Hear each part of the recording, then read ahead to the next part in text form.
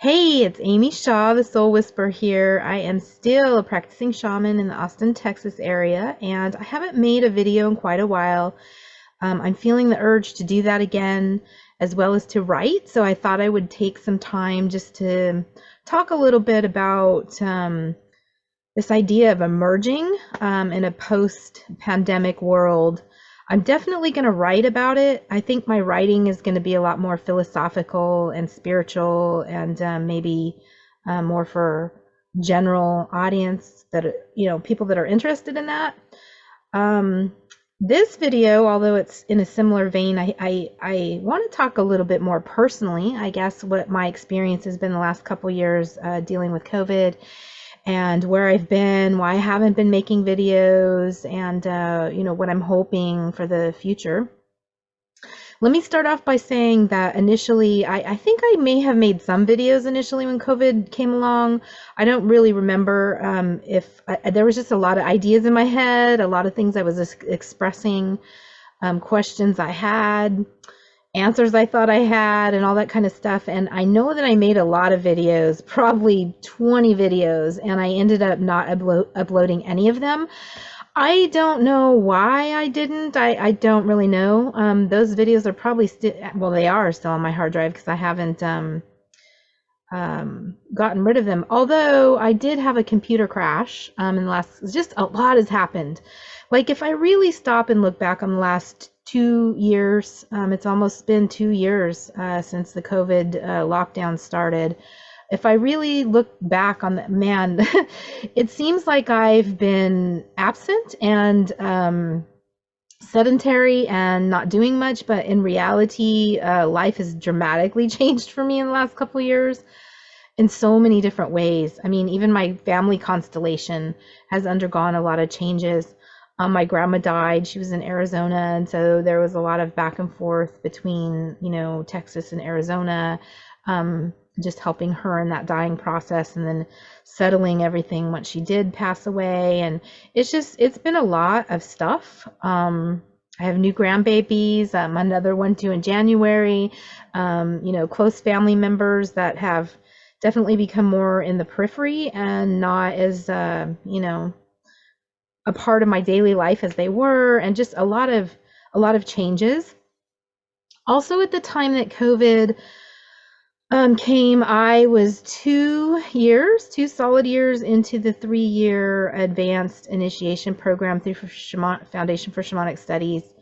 My cohort, we were about to enter our third year of the 3 years, and like everybody, it stopped us in our tracks. So we couldn't finish that, and everybody was sort of on pause until this year in 2022. And then the foundation decided that we could all meet again. However, they made it a requirement that participants had to be fully vaccinated and also to wear a mask through the entire initiation week. And that just wasn't acceptable to a lot of us. So I would say about half of my cohort decided not to finish the program. I'm one of those, so I did not return. I'm not really ready to publicly talk about that so much. I'm still processing, I guess, the thoughts and feelings that I have about it.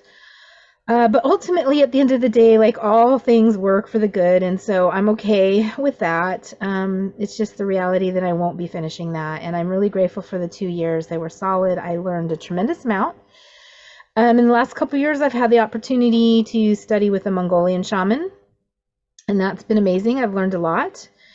Both good and bad. Like you in this shamanic path, the more you open yourself up to study, especially from different cultures and different expressions of shamanism, all it really does is expand my own practice and helps me understand not only the universality of shamanism, how much of it really is truly universal and transcends culture, but it also expands my understanding of my own practices and things that I've learned from other places, and helps me to get a better idea, more solid footing. And you sort of like, it's not really cultural appropriation because there's no way if and how I would ever try to practice shamanism as it's practiced in Mongolia. It's just not even really practical for the Western culture or the time that I'm living in. And I'm not a Buddhist, and so much of it is founded on Buddhism. But I've definitely learned a lot. One of the things I learned was the practice of stone divination. It's a very specific method that they use, and I'm really grateful for that. We practice that a lot, and I learned from all kinds of things, not just that, just all kinds of things. So I'm really grateful for that. But I wanted to talk more about COVID in general, and just how oh wow, I mean, it's been a lot, right? So on June 5th, 2020, and I may have made a video about this. I'm not sure. I don't really remember. I haven't like re-reviewed my YouTube channel to even see like what I was talking about, what I said, what I didn't say, what I said in videos I didn't upload. I'm not really sure. But if I'm reiterating it, on June 5th, 2020, I had a very, very, very dramatic, traumatic reinitiation into my spiritual warrior aspect in my shamanic practice.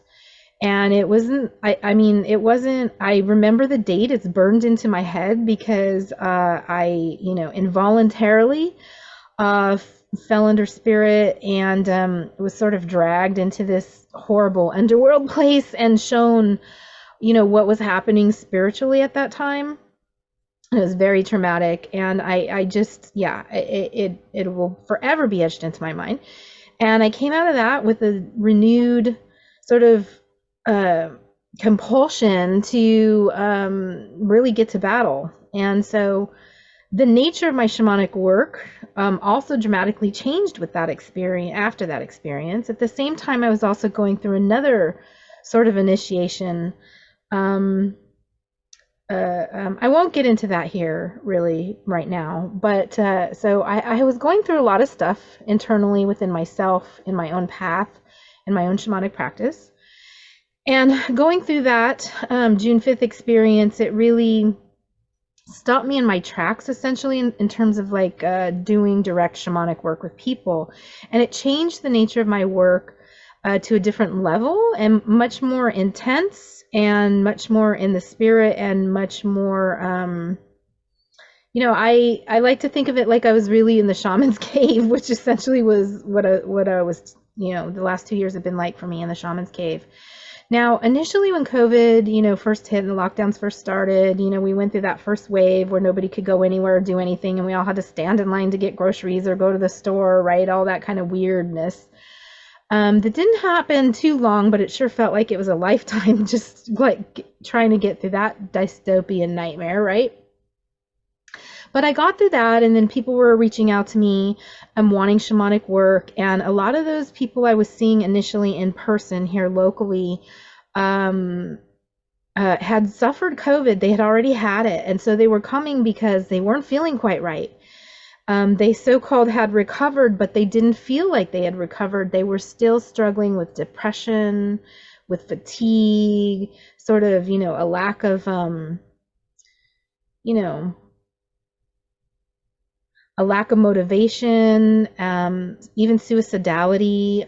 A lot of them were telling me they felt really disconnected, like their old self. They couldn't get their old self back. And it was a lot of that.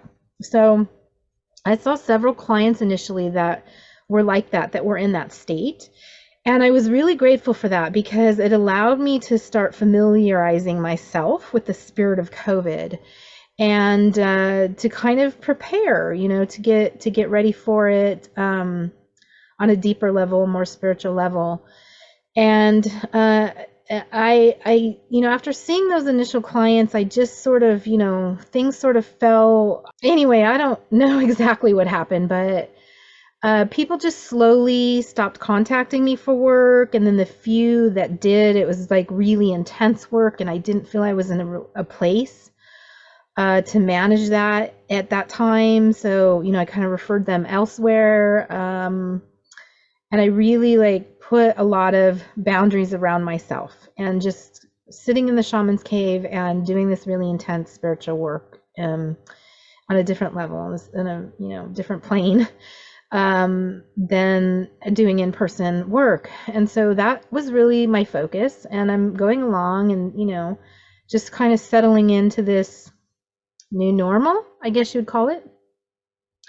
And then in late July of last year, 2021, we caught the Delta variant of, I call it the Oogie Boogie. And that was rough. That was really rough.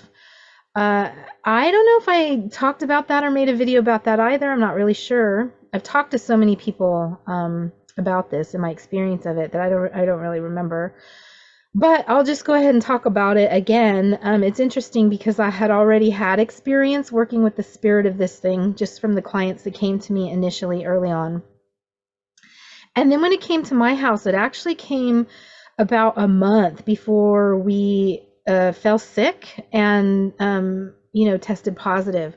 So the month prior, wow, I mean, talk about spiritual battle. It definitely is in our home. We all felt the very intense, like, spiritual battle the month prior. It was just off the wall. It was crazy. It was a very difficult month.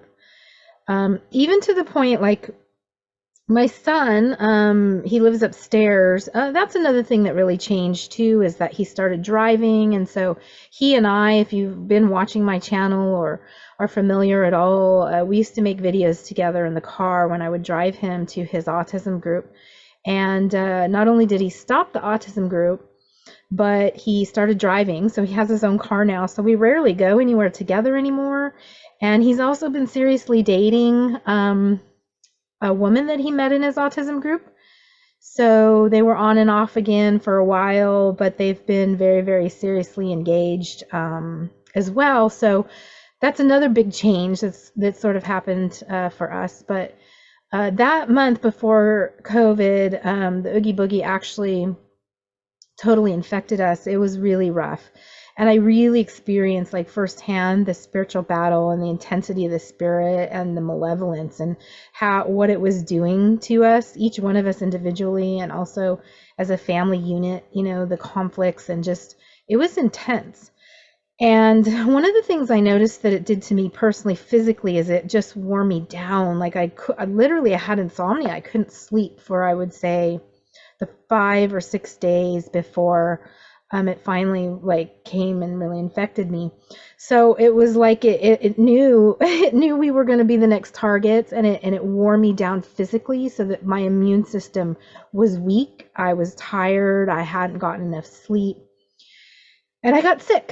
And not surprisingly, the person, a family member that I contracted the Oogie Boogie from, was vaccinated. And so there was no symptoms on that person's part, but that person got it from an in-law that had come from California to Texas and unknowingly brought the Oogie Boogie with her and then unknowingly infected my family member, who had no symptoms, and then in turn infected all the rest of us. So I got really, really sick, and it was pretty intense. And so I have not only had, and I'm thankful for that. And so, one of the things I want to say about this, and I was thinking about this morning, is that I think a lot of people have this illusion or this misnomer that, well, you must not be a real shaman if you're getting sick, because shamans should be able to rise above that or supersede that, or not experience those things, right? Because they have some kind of special magic powers or something that makes them immune, right, to diseases or viruses or bacterias or any kind of thing like that, right?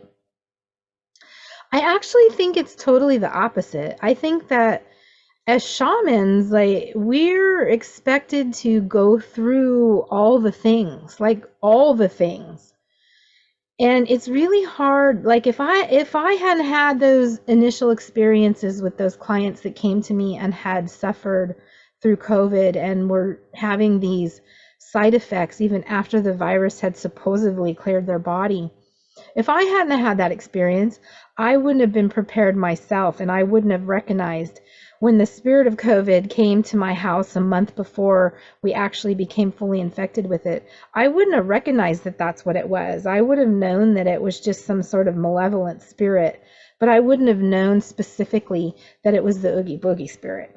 And the only reason I knew that is because the work that I had done with these clients and the consistency of their experience and what they were sharing and telling me.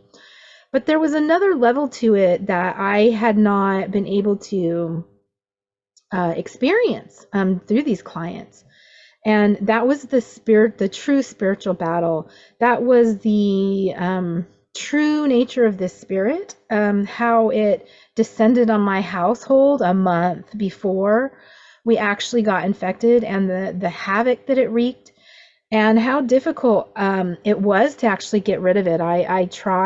I tried very hard, to do some psychopomp work and to, work with it and relieve some of the symptoms that we were experiencing. But it's a very strong thing. And, even just the physical manifestation of it, experiencing it in the physical body, and the spirit. I mean, in all the ways, I'm actually really grateful that we experienced it. And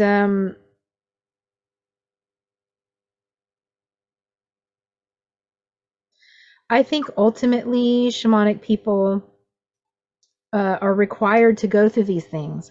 They're sort of like initiations, really, in their own right. It's very difficult to lead somebody through something that you haven't yourself been through. And it's just the way it is. It's like a rite of passage. And it's the same thing with like entheogenic shamanism, shamans that work with plant medicines and the sacred medicines, even psilocybin, which it, that also requires a level of initiation and somebody that's very adept, that's undergone the initiation for that, and has partaken themselves many, many times, and is very adept at walking in that way. And I'm going to make another video really soon talking about that as well, entheogenic shamanism. But it's similar in that way, is that I would never ask somebody to take a medicine that I have not myself taken, and I would never presume to be able to. The work that I did with these clients that initially came to me, although it was shamanic work, I also wasn't able to fully, I don't know how to articulate this, but we worked on physical symptoms and we worked on some soul level issues, because there was a real kind of like it comes and it bumps the soul literally sort of out of alignment, and it's a disjointing sort of experience.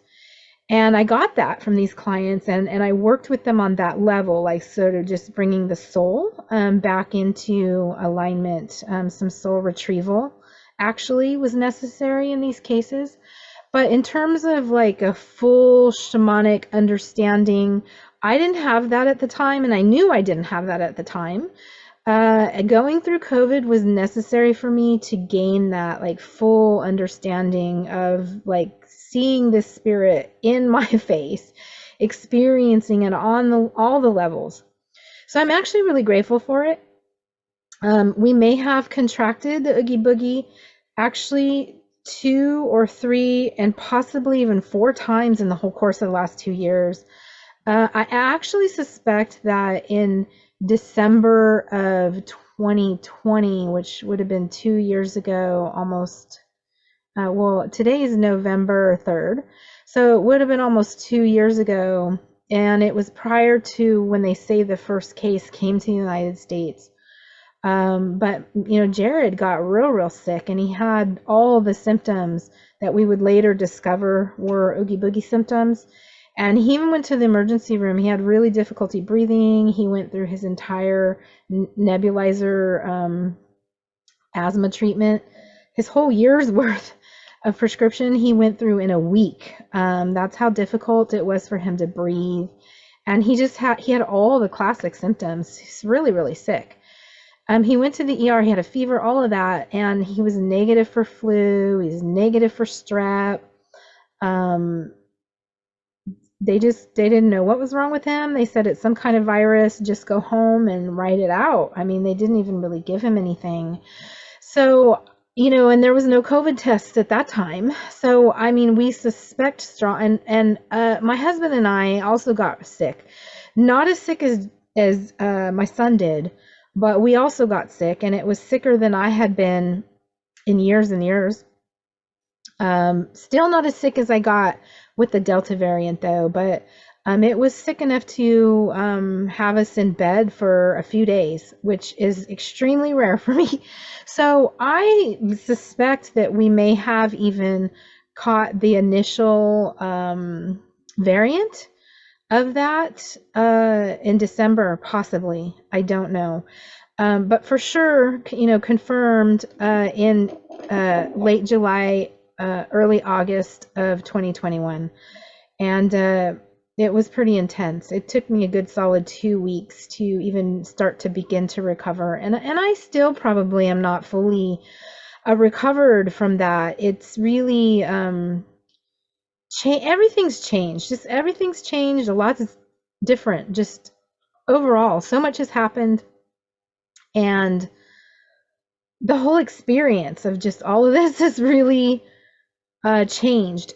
And what I'm hearing now is a lot of people that are contacting me are saying that they're struggling they feel, and it's the same, it's a carryover of the same thing of the initial clients that I saw who got COVID, but it's on a different level. They're saying like they're still feeling disconnected. They're feeling lost. They don't know what their purpose is. It's like everybody, and these aren't necessarily people who even caught the Oogie Boogie. I actually know people that have never even had it and aren't vaccinated. So it's not necessarily directly from their experience of the virus. But I'm talking on like a cultural and a social level and even on a worldwide level, because everybody in the whole world, to some degree or another, suffered the consequences of this pandemic. Unless you're in some very, very remote jungle in the Amazon or up in some high mountain, in a Buddhist temple or something, and it didn't affect you, I would say the majority of the people in the world have been affected by this to some degree or another. For us here in the United States, we're actually still sort of going through remnants of gaslighting. Oh man, that was really intense. And the way that it's been politicized and weaponized, it's just been a very, very intense couple years. And I'm hearing that people are starting to feel like, okay, the pandemic's over now, and we know this, but we just can't quite get back to life. Like I feel like people are telling me this, I feel like I've lost my purpose. I don't know what I'm supposed to do. I don't have a lot of motivation. It's hard for me to, have any sort of drive to do much. I mean, I'm just hearing a lot of this from people. And I've definitely felt somewhat that way myself. Although for me, I'm sparking up a little bit and I'm starting to feel, for me, it's not so much, it's more that the nature of my work changed, and that the way that it changed was extremely intense. And I'm tired, and so I'm coming out of that, and I'm so thankful that part of it's over, because I don't want to do that work like that anymore. At the time when I was gearing up for it, I was like, okay, let's go, we are doing this, let's go. I was ready and I was on fire, and I had like this real warrior spirit, and I mean, I shaved my head, and it was this energy that overtook me, and it was necessary. It was that reinitiation in my spiritual warrior. It was a necessary thing for me to gird up and to go. Like I was, in there. Now I'm kind of like, okay, I think that a lot of things have somewhat calmed down. They've shifted in more subtle layers than they were. And I'm feeling like, okay, that level of my work is sort of chilling out a little bit. And I'm wanting to get more into making videos again and writing and put, maybe, even opening myself up to the possibility of doing individual shamanic work again. So that's kind of where I'm at. And, I had intentions to work on a book. I felt a real compulsion to write a book specifically about an aspect of shamanism. I have a really firm sketch outline of it. I just haven't even felt the desire in the last couple of years to write. I've had a lot of ideas, just like with the videos. I've had a lot of ideas of things I want to talk about, and I just haven't felt the compulsion really to sit down and hammer it out. But that's starting to come back, like I said. And so that's where I'm at. I'm happy to be making this video, and I'm happy to be starting on this article that I'm writing about emerging in a post-pandemic world. And I'm happy to have had the opportunities that I've had to stay, in the flow of shamanic understanding. And so that's where I'm at. I'm happy to be back, and I hope y'all are still out there. Definitely social media's changed, YouTube's changed. Like, the world is a very different place than it was 2-3 years ago, that's for sure. And I don't think it's going to get less intense. When I say it's, winding down, I don't think that means it's going to get less intense. In fact, it's going to probably get more intense. That's another thing that I've spent the last 2 years doing, to tell you the truth, is preparing for self-sufficiency as much as we can. We've always somewhat been preppers, and a lot of that doesn't come from like conspiracy theory as much as it comes from, I'm a native California. I lived in California all my life, have endured many, many, many earthquakes. Even the Landers quake 7.5 in May of 1992. The epicenter of that was only 5 miles from my house. So that was the most severe earthquake in my conscious adult life that I had experienced.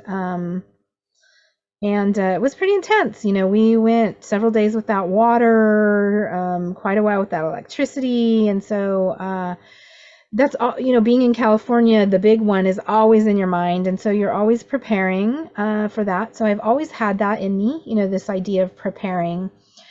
And that was really tested. That was another thing that we endured. It's just been a super intense couple of years with just all the family constellation stuff. My grandma died, just everything. And that was another thing that we went through here in Texas in 2020, a really severe ice storm. We have, crazy winters. Sometimes it snows, most of the time it doesn't.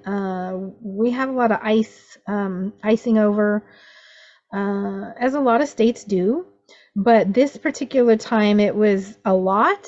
It was, it took days and days to thaw out. We immediately lost water. We lost electricity. We didn't have electricity for 84 hours, I think it was. And we didn't have water for 5 days. And that wasn't because our pipes froze. It was because the way that, the water is pumped up into these big water towers, and then it's gravity fed back down. And something about the pump, just the freezing temperature, I caused it to, I don't exactly know the mechanism of what happened, but my entire area lost water, which turned out to be a good thing because it actually emptied all the pipes. So, in certain parts of the city, a lot of people, their pipes froze and burst because they had water in them and the water expanded. Because our water system was completely empty, there was no water in it. When the hard freeze really took root, there was no water in there to freeze the pipes. So we didn't have any broken pipes or anything like that, which is really good. but we had no running water, so no flushing toilets, and it's not like snow, where you can go melt it or figure out a way to melt it. I mean, it was literally like ice. It was solid, thick ice. And we had no electricity, so it was just, there was no way to flush toilets, no way to take a shower, no way to brush your teeth.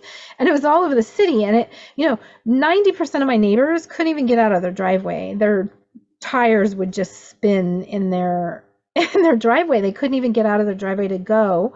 And even if they had somewhere to go, there was no stores were open. Nobody had electricity. Nobody had water. So no stores were open. So we were pretty much just stuck in survival mode. And that was really intense. We have a 4-wheel drive truck, and that enabled us to get out of our driveway. And we all still had internet or cell phone signal, actually. And so I was able to, go on the Facebook page and, really reach out to people what their needs were. Young moms with babies on formula ran out of bottled water, couldn't feed their kid, things like that. And so my husband and I, we really went into helper mode, and we just leveraged the resources that we had to try to help people in our neighborhood. So that was really intense, and we learned a lot from that experience about how unprepared we actually were. As prepared as we were very unprepared. And now they're really talking about, because of what's happened, because of the COVID lockdowns and everything else. I won't get into it because a lot of people think it's political or conspiracy, but I pay attention. I always try to sort of have my finger on the pulse and kind of see what's happening. And, they've been warning us for weeks and weeks now. The farmers have, the truck drivers have, about what's coming, everybody get prepared. And we've taken that very, very seriously. Not to mention that, winter of 2021 was intense too. The only difference between 2020 and 2021 is that in 21 we didn't lose our electricity and we didn't lose our water, but the storm was almost just as intense. It was a hard freeze, and it was for several days. But thank God, we weren't in like total survival mode like we were in 2020.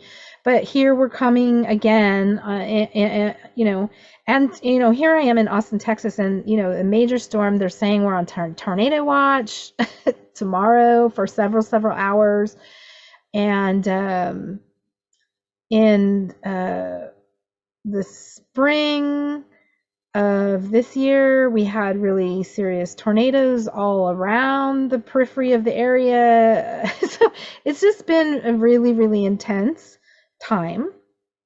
And tomorrow's going to be a tornado watch day for us. So with all of that stuff going on, we've done a lot of prepping and shoring up, and we've done a lot of things to help with our self-sufficiency. I had already had a raised vegetable garden.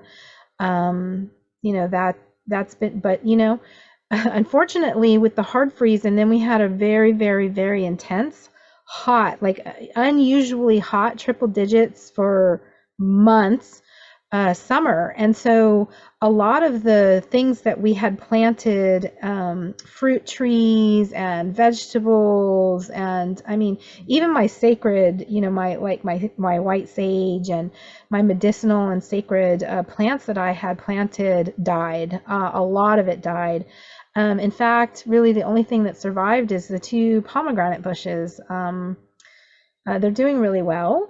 Other than that, everything pretty much was wiped out. So refocusing on that. And then one of the other things that we did was got chicks. So April 1st, it was actually, I got 6 little tiny baby chicks, just a few days old, and raised them up. And we went and got prepared for all that, and have getting all that ready. And so we've been actually very, very busy doing a lot of things, just preparing for what potentially might be coming, and becoming as self-sufficient as we can, learning how to do things that are maybe a little bit more homesteady than I had ever been accustomed to. So yeah, that's been another big aspect of how I've spent the last couple years. And I hope that you guys are paying attention to that too, and that you've learned some new things, some new skills, and are preparing and um, figuring out how to organize your resources and even within your own neighborhoods, your own communities, especially, getting to know your neighbors and all that sort of thing. So that's where I'm at. And if you watched this long, thanks for allowing me to update you. And I just want to let you know that I'm back, and I plan on making more videos in the very near future talking about various aspects of shamanism. As always, if you have questions or comments, you can leave them down below in the video, or you can reach out to me through my various social media. If there's certain topics that you're interested in and you'd like for me to talk about them, I'm more than happy to do that as well. Um, all right. I hope you have a very, very blessed day.